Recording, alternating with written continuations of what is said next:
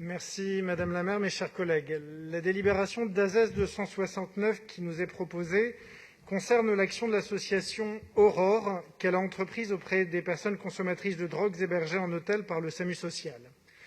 La subvention vise à pérenniser la montée en capacité de l'association pour faire face au confinement.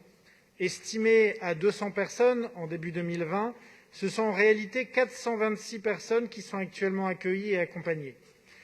Le public en question représente un défi pour nos structures généralistes s'agissant de son intégration et même de sa capacité à être hébergé. Il s'agit d'hommes le plus souvent, isolés, précaires, d'un âge moyen de 42 ans, disposant de droits incomplets et ayant un long parcours d'errance. 72% des personnes accueillies ont passé plus d'un an en rue, dont 20% plus de 5 ans. Malgré ce profil éloigné de l'insertion, un travail a pu être engagé avec 75% d'entre eux, en termes d'ouverture de droits, de domiciliation et de santé. 62% des personnes ont abouti dans leur démarche vers le soin, principalement en addictologie, en dépistage des maladies infectieuses et en soins de plaies.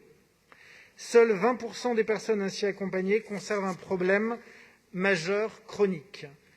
Dans l'ensemble, on constate une amélioration de l'état de santé général, corrélée avec une réduction des consommations.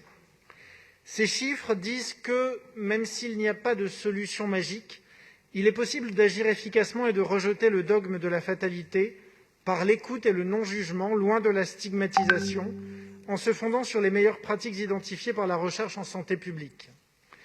Notre société désespère trop des usagers et usagères de drogue, comme elle stigmatise les populations les plus précaires. Sous prétexte d'une approche de tranquillité publique, certains élus s'attaquent encore au principe même de la politique de réduction des risques et de l'accompagnement médico-social qui fait pourtant le cœur de la stratégie engagée à Paris s'agissant des drogues. En effet, je constate en tant que président de la 4e commission qu'un vœu sur une salle de consommation à moindre risque ignore qu'une évaluation rigoureuse par une sociologue de l'INSERM est en cours depuis le début de cette expérimentation et sera rendue dans les délais impartis par la loi, comme cela a été le cas pour chaque expérimentation de ce type à l'étranger.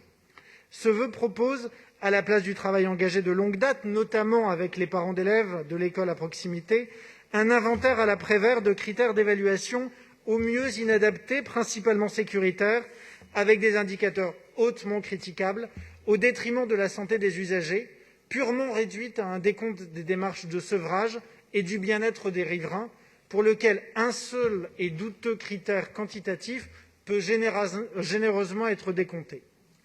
L'action portée par des acteurs de terrain, comme l'association Aurore avec le dispositif Assor, démontre la valeur sociale ajoutée d'une action résolue en soutien de la dignité et des droits des usagers de drogue. Ce sont ces données-là, cette approche multifactorielle, loin de toute considération idéologique ou de toute stigmatisation, qui nous semble particulièrement précieuse. Et c'est aussi à la lumière de ces actions et de ces informations que seront menées les concertations qui auront bien sûr lieu, comme l'a rappelé Ariel Weil, autour de toute nouvelle expérimentation éventuelle de type SCMR. C'est pourquoi je trouve, Madame la maire, mes chers collègues, légitime et pertinent de voter cette subvention.